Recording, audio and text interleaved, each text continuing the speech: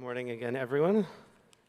If you have your Bibles, please turn. We're going to be in Proverbs chapter 3, verses 13 through 35. Proverbs 3, 13 through 35. So, it's interesting.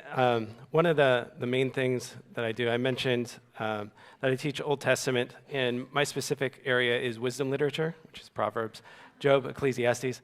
And so when Pastor Chase asked me to continue the series, I was okay with that. But the thing that is funny is, like, we've lived in Thailand for 6 years. And it's been 4 years since we've been back. And you notice things after that long, right? Where you've been away long enough, right, that when you come back, things have kind of imperceptibly shifted in yourself and in culture and everything. And it's just an interesting task to be called to talk about wisdom here. And I know, because I've talked to Rachel about this, since we sat down with people, we've been meeting with people. If it's not like ministry focused, like we're sharing our ministry with them, something that we see that happens a lot is that if we're just in a larger group of people, after maybe 20, 30 minutes, people will start complaining about the state of this country, right? And so I'm called to talk about wisdom in a world that is increasingly losing its mind, but that is a good thing, right? I actually, even though no one likes to hear other people complain, I actually think it's a great thing that this country has gotten crazier, because the truth is, it has always been crazy. This world has always been crazy. The values of the world have never been the same as the values of God. And for a long time, I think it was a temptation for Christians in this country to think that it was the same thing, right? That the values of our country were Christian values, but they weren't, right? And throughout history, Tertullian, way back at the beginning, he said, the blood of the martyrs is the seed of the church, right? And so even though, I don't like to see the world losing its mind, this country losing its mind, it is also a good thing because it provides some perspective, I think, for us to say, look, we can't be buying into the values of this country and the values of people around us anymore.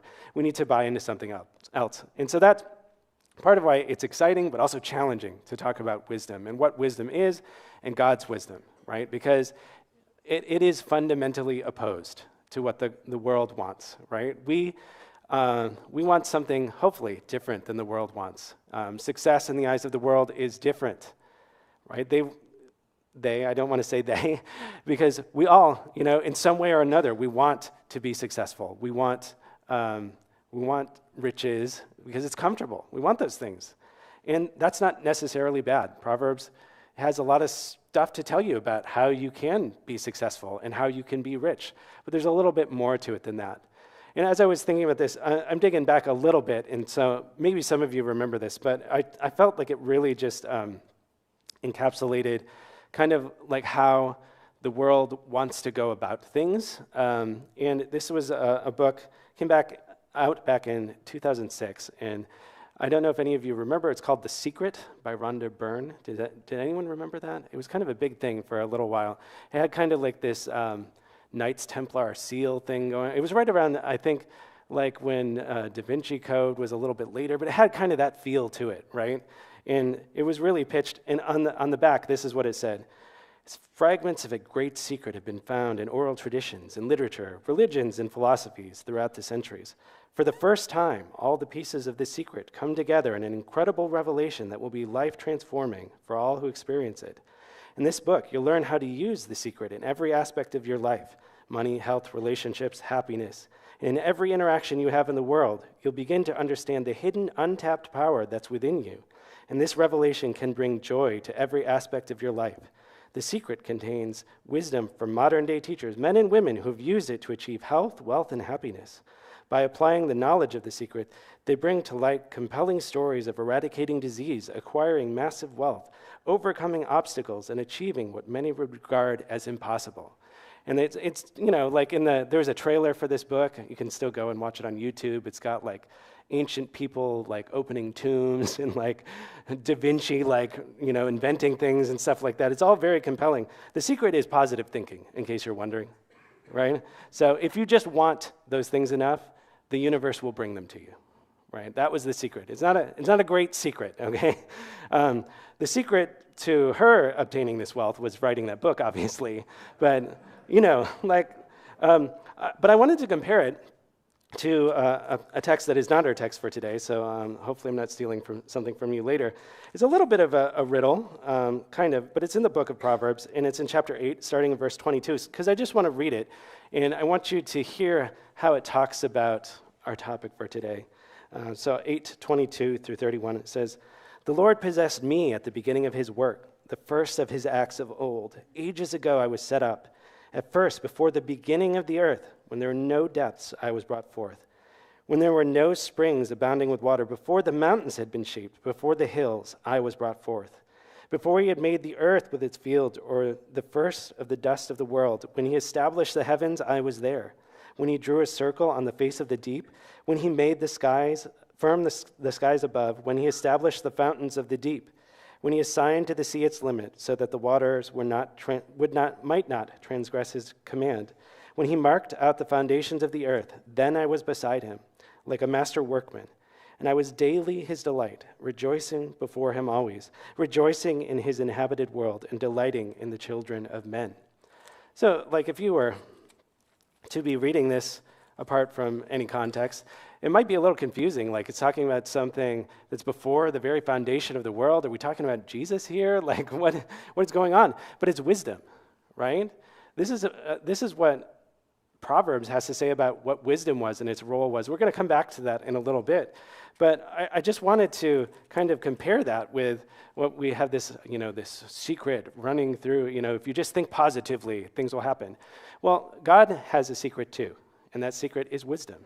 It's what he created into the very foundation of the world. Before the foundation, wisdom existed. And it is the principles on which the world run. And so as we think about our text today, there's a couple different sections, and we'll take them kind of each in turn.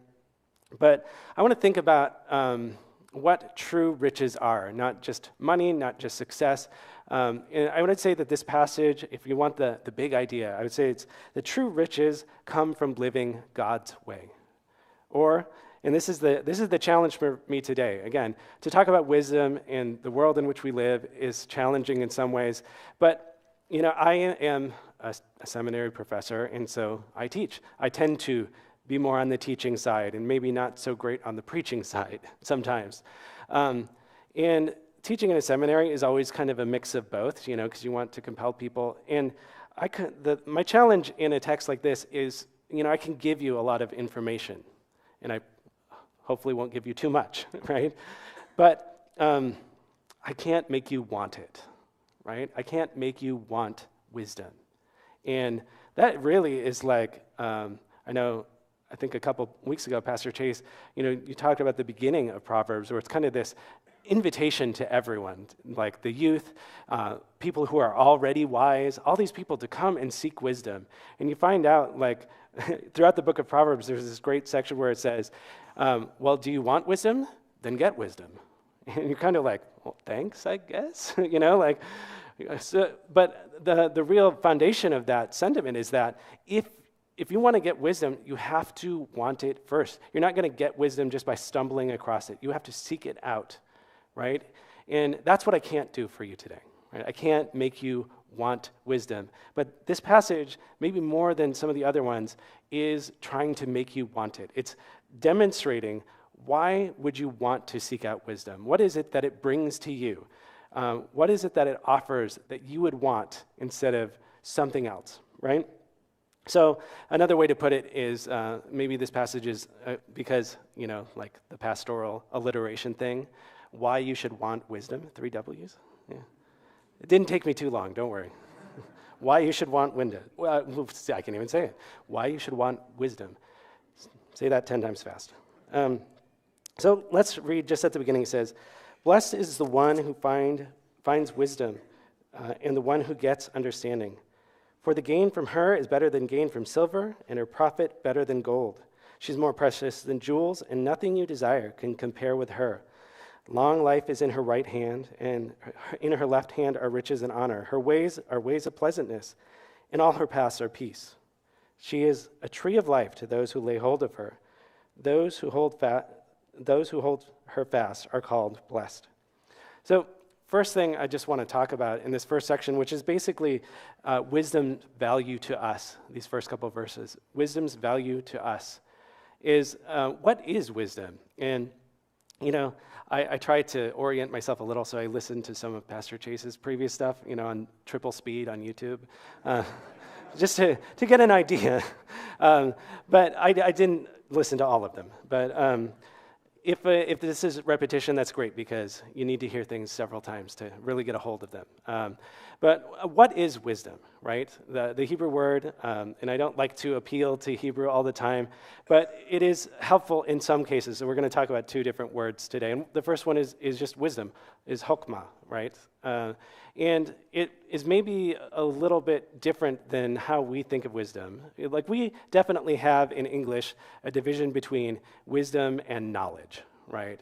That there's something imperceptibly different about wisdom. Like, that's understanding really how to apply something versus just like intelligence or smarts or some knowledge that you have. And that is definitely maintained, but the word itself in Hebrew is actually used for skill. Right? So someone can have wisdom or chokmah in steering a ship, or when it talks about the building of the temple, it says that people had great wisdom or chokmah in their different crafts of like metalworking and stoneworking and all of this stuff.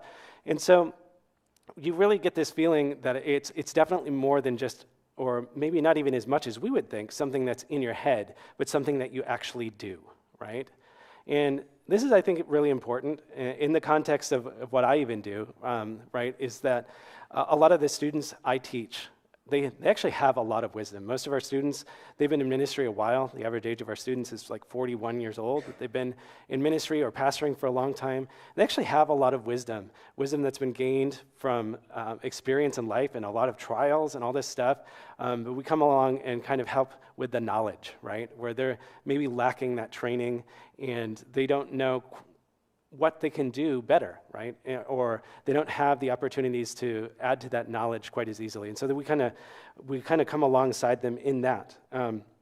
But the way that I think about this division between knowledge and wisdom is like, my wife and kids know, because I use this story at any opportunity, because it was one of those, occasionally you just get like, you read something and you're like, this is totally getting filed away to tell this story whenever I have the chance, right? And this is one of those stories. It's about the pudding guy. And I read this like years ago, like in college, and it never left me, because there's this guy, and you can look him up.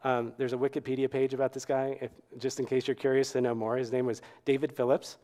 And in 1999, he became known as the pudding guy because Healthy Choice was offering this special deal. And that's that if you sent in 10 UPC codes, you would get 500 frequent flyer miles. And he was a math guy, he's an engineer, and he stopped and he was like, hold on a second, like, this is a really, really great deal. And so he went out and he tried to figure out, like, what is how can I get the most of these? And you get them on, like, the Healthy Choice, like, freezer meals and stuff. But he found out that each individual pudding cup actually had a UPC on it. And then also, there were also soup cans that did the same thing. And so he went around where he lived in California, and he bought out like every supermarket in like the entire valley, right? And he spent, I think it was like I remember random things, $3,140. Not written down, people, I just remembered it, because this story is so weird, and it just gets weirder. So he buys all this pudding and all this stuff. It's sitting in his garage. People think that he's crazy. And they ask him, every supermarket knew about this pudding guy going around. And they're like, what is going on? And he just told them that he was stocking up for Y2K, because that was 1999. And so they just kind of left him alone in his craziness. So he starts buying all this stuff, and he realizes that the deadline's coming up. And so there's no way he can cut all of these things out. And so he actually brought them all to the Salvation Army So he spent like $3,000. He brought them to Salvation Army. He's like, I'm going to donate all this to you if you help me cut them out. And so they did, and they cut them all out. He got an $815 tax write-off for all of his donations. He sent in all the UPC codes, and then he just waited, right? So he waits, and they totally made good on their promise, right? He sent in all of these things. Remember, he spent about $3,000, got an $800 tax write-off, and then he also got 1.5 million frequent flyer miles, right? And then he, over time, managed to trade these, work on other deals. And why it was all done, like he had gotten like 5 million frequent flyer miles through different offers and things, okay? So why do I tell this story other than its complete and utter weirdness that I love? Is my question is, for us, is that wisdom, right? And Proverbs is a weird mix, right? Because in some ways, Proverbs would look at Dan Phillips, the pudding guy, and it would say, yeah, that's absolutely wisdom. He looked at how the world worked. He did not do anything wrong, and he used it, right? And so there's some sections of Proverbs that really say, if you want to be successful in life, don't lay in bed all day, right? Get up and do some work. There's other sections where it says, if you are always afraid to do things, then you're never going to reap the rewards, right? And so there is a sense in which the pudding guy, he is wise. But when we're thinking about this context, especially in chapter 3, there's something added to that, right? And so it's not just, sometimes people will say, again, that wisdom is a skill living, right? So you can say that on one level. But I would add, especially in chapter 3 here, it's skill at living life the way God intended it to be lived, right? Skill at living life the way God intended it to be lived. And so when it talks about this value, like pudding guy, he got a lot of money, well, not money, but frequent flyer miles that he used for a lot of different things. He got a lot of gain, but it says that this gain is better than gain from silver, from gold, more precious than jewels. Nothing you desire can compare with her. What are the things that wisdom brings? Long life. In her left hand, riches and honor, pleasantness, and the paths of peace. And I want to zero in on that second word here. First, we had wisdom, and second, we had peace. I would say this is probably one of the more familiar Hebrew words to people, shalom, all right? But the thing is, how we use the word peace is actually very different than how we use how the Bible uses the word shalom. Like, we think of peace as like a ceasing of conflict, right? There's peace between these two nations. Whereas shalom, the way it's used more often is of something that is like needing completeness or getting completeness, right? So that includes like repairing a relationship. It's not necessarily, we would use peace as like they ceased fighting, but shalom is like restoring that shalom, restoring peace or fullness. Or like something that needs to be finished, like a building or a wall is lacking shalom, right? And so it's something that's a little bit different than how we think about it. And so when it says that her ways are pleasantness and all her paths are peace, I think it's something more akin to where Jesus says in the Gospels, it says that I've come that you might have life and have it more abundantly, or to the full, depending on the translation that you're reading. And that's what it says wisdom brings. It's not just a lack of strife in your life, but fullness and peace and completeness, really, is the idea that's being put forward for us. And this is why I said at the beginning, like, this is the picture that's presented of wisdom here is like, what does a truly good, successful life look like, right? And we all know the stories of like the movie stars and the business people and all this stuff who like they get everything they want, and in the end, they're still not happy, right? Because it's not actually what they wanted.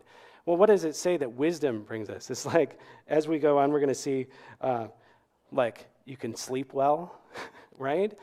You are happy, you're complete, your life is pleasant, right? These are the things that wisdom holds out to us, and it's painting this life, a picture of a life for us that is the life, the way God intended it to be lived. And it's a life where you're not always looking around the next corner or looking behind your shoulder to see if that person you stabbed in the back is about to stab you in the back, or that thing that you shouldn't have said is going to come back to haunt you in the future, or that time you cheated just a little bit on the test or in your business or whatever, if that's going to come back to haunt you, right? That's what, these things are always around us. There are always chances for us to take. And it says wisdom lets you live a life where you don't have to be afraid, right? Where you don't have to hide, where you don't have to be concerned about what that person said about you or did, or, you live a life that is on a strong and firm foundation because you don't need to worry about that stuff. And we're going to get to that in just a second. So when it lists, I just want to, for the sake of clarity, list out the values that it gives for us. Wisdom's values to us are, it brings profit and wisdom, a long life, riches and honor, pleasantness and peace. It says those who walk in wisdom, they have like a tree of life, right? And I'd struggle to go to Revelation because I don't think it's necessarily 100% talking about the same thing, but it says that when you live and walk in the ways of peace, like basically Psalm 1, it talks about the wise and the righteous persons, basically the roots are deep and they are unshakable because they are just planted so firmly in God's truth and God's way, right? And so it's this idea of unshakableness and then blessing. Okay, so wisdom's value to us is, it does actually mention riches and honor. Like, if you live a wise life, that might happen to you. It really, truly could, because God has created the world in such a way that when we live wisely, results come. And we're going to get to there's definitely a lot of exceptions. I'm not preaching prosperity gospel here, and I did my dissertation on the book of Ecclesiastes, so believe me, there are a lot of exceptions, and we're going to mention those in just a little bit. But there are clear benefits to us, and it's holding these out to us to want wisdom. Seek it out, right? Because you don't need to live this life of fear. And then I would say the second section is wisdom's value to God. And this is where we're going to dip back into Proverbs chapter 8, where we just read. It says in verses 19 and 20, "The Lord by wisdom founded the earth. By understanding he established the heavens. By his knowledge the deeps broke open, and the clouds dropped down the dew." Right? So again, Proverbs 8, which we read a little bit ago, really painted even a bigger picture of what it's saying here. But this is not, again, I struggle to use this word sometimes, but sometimes I feel like it's important to use kind of a controversial word to get you to think about something differently. And so just know I'm not going 100% on this. Just want to get you to think. It's almost presenting wisdom as like the magic by which God created the world, right? That if you do this, you're tapping into that. Again, we're not talking Harry Potter here, right? But it really is maybe more that than we want to think it. It's like saying, wisdom is good decisions, but this is the very thing that God used to form the foundations of the world in which we live, and he's saying to us, now come and get some of this, right? You should want it, because not only does it bring you all of these benefits and good things, but God used this very thing to create the world. And everything that we see and everything that's around us is based on this thing, wisdom, right? So of course we should value it. Of course we should want it. God values it. God desires for everyone to have this thing. And in fact, this is stated so strongly in Proverbs. There was this whole thing, and I'm not going to go way down the church history rabbit hole, but there was this big controversy that ended in the Council of Nicaea, where there was this guy, Arius. He's one of the early big heretics in the church, right? And he basically said that Jesus was a created being, right? And that no one was totally and completely equal with God. And a lot of things went down, and some of you might know the story because there's a legend that at this Council of Nicaea, Arius got up to speak, and then St. Nicholas, Santa Claus, jumped up and punched him in the face, right? Again, another story I tried to mention at any possible turn. But the thing about Arius is that one of the texts that he actually used to support his contention that Jesus was a created being, wasn't totally equal with God, was Proverbs chapter 8, right? So, like, you read this text, and as I said, it does kind of sound like Jesus, right? But we see in the New Testament and all over the place that it's way more than that. Like, Jesus is not wisdom in Proverbs chapter 8, but he is like the pinnacle, the epitome of this principle, this idea. He is much more than that. He's not created. But the fact that some people got confused about it, right, at any point in church history shows that wisdom is being held in such high value here, such high esteem, and not just for us, but by God, right? That wisdom is one of the key principles, key ideas, key things that God used in the act of creation. And so we should seek that out, and we should want it too. Okay, so we're going to move on to, I'm going to say the first section was like wisdom's value to us. Second was wisdom's value to God. And then the last kind of big section is wisdom's value for the future. And this is where we get back to in verse 21, the my son. You've seen some of this already in the previous chapters, where the first 9 chapters of Proverbs are not Proverbs how we kind of think of them usually, but they're like discourses or exhortations, mostly to his son. And so we get back to this, where the father is encouraging the son to buy into this. Do not lose sight of these. Keep sound wisdom and discretion. They will be life for your soul and adornment around your neck. Then you will walk on your way securely, and your foot will not stumble. If you lie down, you will not be afraid. When you lie down, your sleep will be sweet. Again, I want to use one of these opportunities to talk about our students and things like that, because a lot of them, again, do have a great deal of wisdom. They're just seeking knowledge. And when I read this passage, I was thinking about one of our students. We have a group of students in a refugee camp on the border of Burma or Myanmar, the My La refugee camp. And actually, if you look out at the end of the service, not now, there's a big banner out there, and it's actually a picture of that group of students. And the My La refugee camp has been around for like 40 years, and about 50,000 people live there that have been kicked out of Burma. And one of the guys you'll see on there, he has a crutch. His name is Po Day Day. And he was born with a defect and has a hard time walking. But his ministry, interestingly, is that he actually goes around to a lot of these camps, because they're not allowed to leave the camp, but they can travel between camps. And he does evangelism within these camps. And so even though he has a hard time walking, this is what he's chosen to do, is to travel between these camps to evangelize. And then another big thing, too, is that a lot of these people in the refugee camps are of the Karen ethnic minority group, which is actually a very reached group. Early missionaries, especially Baptist missionaries, went and evangelized this people group. But over time, a lot of weird, false, heretical teaching has kind of popped up. And so that's kind of the role we play in his life and his ministry, is that he's also going and trying to combat like these teachings. And I could never go into that camp. I could never do that because I'm not allowed.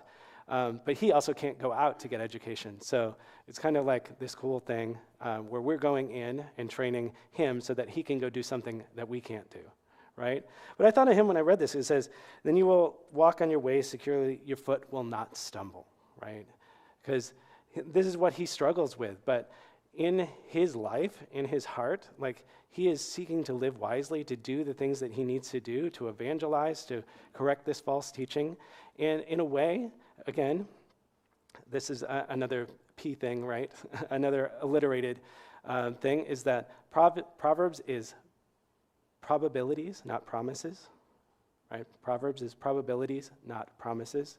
Does it mean that he's never going to face a difficult time if he lives wisely? Of course not, right? But as he seeks to do this ministry, as he seeks to bring the message to people, he is standing on a firm foundation, right? He is living the way that God wants him to live. And even though something bad could happen to him for doing that, he ultimately is protected by God's grace, by his love. And so he, even though he might physically stumble, will not really stumble. He is not shaken, right? So, verse 25 says, do not be afraid of sudden terror or the ruin of the wicked when it comes, for the Lord will be your confidence and will keep your foot from being caught. Do not withhold good from those to whom it is due when it is in your power to do it. going to take a shift here, and where it says, like, this is some of the benefits that you get, that you're not going to stumble, that you're adorned around your neck with all of this stuff. But then it says, it makes the switch and says, well, don't do some of this stuff. And the first one is the one I find the most interesting.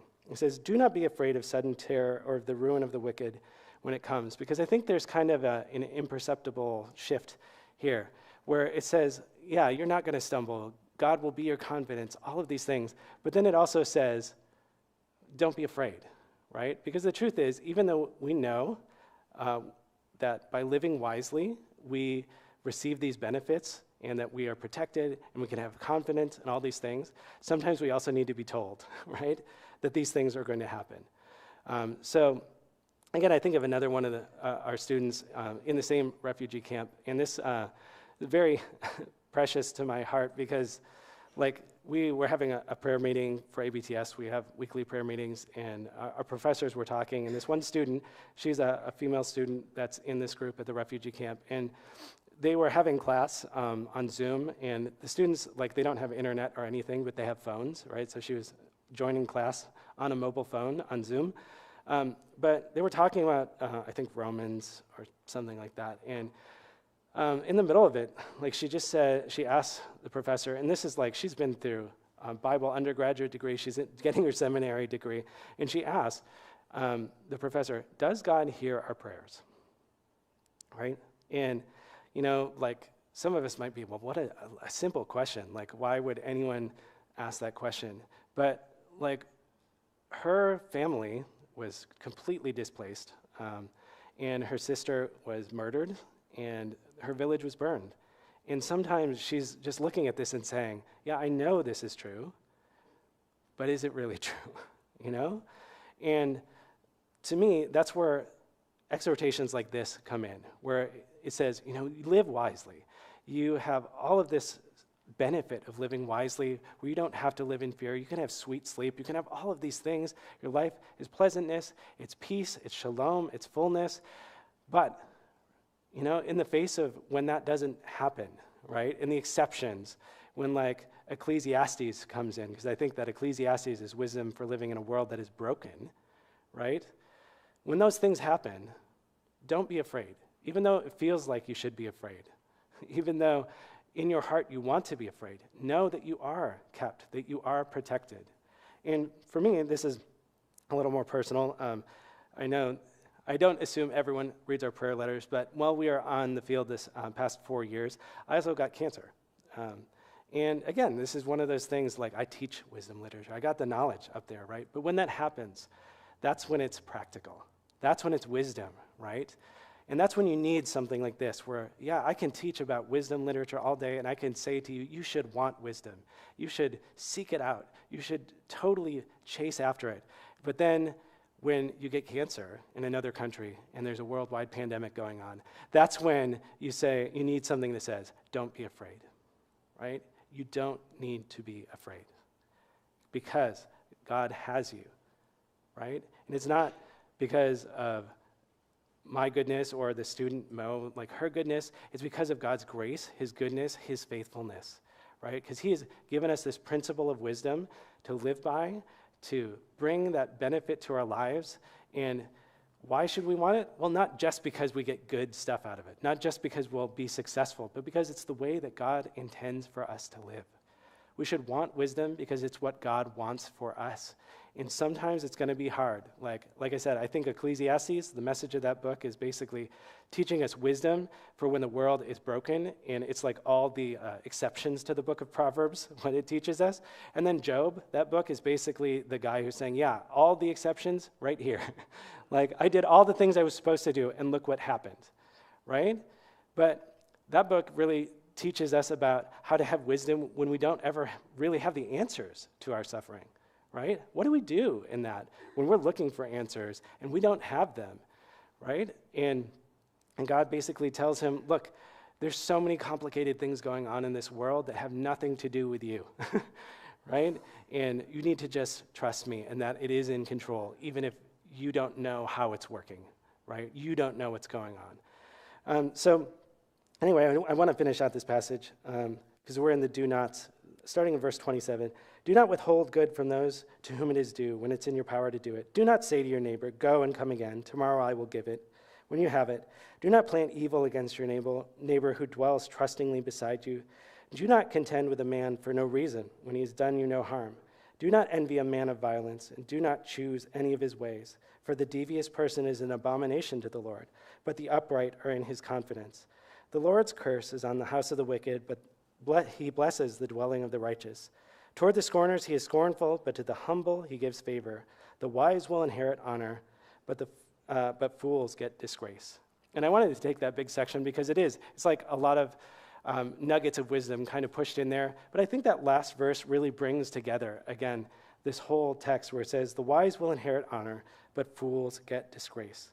Right? So we had kind of the benefits that it is, the value it is to us, the things that it brings to us, the value that God, and the esteem that God holds wisdom, that he created the world with it, and then basically what it means to live a life in wisdom, right? And again, I always think about this, and you're going to see this throughout the book of Proverbs, that there's two paths that are held out. You have Lady Wisdom and Lady Folly in some places, or in other places it actually talks about paths. And I think about, and I know my family's seen it, but I haven't seen like the new Disney remake of Beauty and the Beast. But I've seen the old one, right? And so the old one, there's this part where Belle's father, he's riding the horse, and they come to a fork in the road, and there's like one side, there's like sunny path and trees and flowers and like little butterflies flittering past. And then on the other side is this dark, dead tree, like mist going and like a wolf howling, right? And it's funny, right? Because he's like, let's go this way. And the horse is like, no, stupid, go this way, right? But this is essentially what the book of Proverbs holds out to us. It's like there's two paths. One of them is the happy path that God wants you to take, and the other path is miserable. But how many of us still choose the other path? Right? When we come to a choice, when we come to these decisions in life, we know what we're supposed to do, but we just don't do it, right? And we know even maybe at that time that that's what we're choosing. I want to just kind of wrap up this big overarching thing. In verse 35, it says, the wise will inherit honor, but fools get disgrace, because the book of James is kind of considered to be like the wisdom literature of the New Testament. And it says something about wisdom, and I think it's really important because, again, I can't make you want wisdom. And I can't even tell you if you have wisdom, but I think that the Bible tells us how you can know if you and others are living wise lives, because wisdom demonstrates itself in its results, right? And so this is James chapter 3, starting in verse 13 and going through verse 18. It says, who is wise and understanding among you? By his good conduct, let him show his works in the meekness of wisdom. But if you have bitter jealousy and selfish ambition in your hearts, do not boast and be false to the truth. This is not the wisdom that comes down from above, but is earthly, unspiritual, and demonic. For where jealousy and selfish ambition exist, there will be disorder and every vile practice. But wisdom from above is first pure, then peaceable, gentle, open to reason, full of mercy and good fruits, impartial and sincere. And a harvest of righteousness is sown in peace by those who make peace. So this basically gives us kind of a criteria to know if we're living wise lives, or if someone else is. But I think we should mostly be concerned with ourselves, right? It says, what effect do you have on the people around you? Do you cause division? Do you make people angry? Is there always drama going on around you? Or when people are around you and they leave you, is there peace? Is there joy? Is there fullness? Right? Because this is basically what James says. This is how you can know what kind of wisdom someone's buying into. Are they buying the wisdom of the world, or are they buying God's wisdom? What effect do they have on the people around them? Right? And that's my encouragement for you today. A couple of them. First one, want wisdom. Desire wisdom, because God says when you want wisdom, when you want that value, you will get it. You seek it, you're going to find it. And number two, look at what's going on around you and assess your life. Say, what effect do I have on those around me? Am I making peace? Am I giving joy? Am I bringing fullness to the people around me? Or do I do the opposite? Am I always surrounded by something going on, right? Because of something I did or said or got upset about, or, what is it? So just kind of assess your life. And number 3, just like rest in God's grace, because we don't always make wise decisions, right? We just don't. And sometimes bad things happen that are unexpected. And God holds you in those things, and he gives you grace in your mistakes because he is faithful, and he is good, and he is wise. And that's the real lesson. You get to the end of the book of Proverbs. I know Pastor Chase has already talked about chapter 31, but you have all this wisdom, and then you get chapter 30, which there's a guy named Agur, and I think he's supposed to kind of be like the ideal reader of the book of Proverbs, because he looks at wisdom and he says, I don't have any wisdom, only God has wisdom, right? And that's, I think, the attitude we're supposed to have. And then you get to Proverbs 31, and I think that's like the ideal applier of the book of Proverbs, someone who lets wisdom be in control of her, or I also think it applies to everyone, as Pastor Chase said, her or his life. That's what the life looks like. It's a life of goodness and peace and standing on a firm foundation. So again, I just encourage you, above all, seek out wisdom, want wisdom. Of course, again, I'm a seminary professor, seek out knowledge too. That's good, right? I'm not saying it's all just about not learning anything. I love learning. Learning is great. But apply what you know. Live a life of wisdom. Seek to live life the way God intended it to be lived. And that is the path of peace and fullness and wholeness. And when unexpected things happen, when you mess up, God is there, and he's there with his grace and his goodness, because he is faithful, and only he is good and true and wise.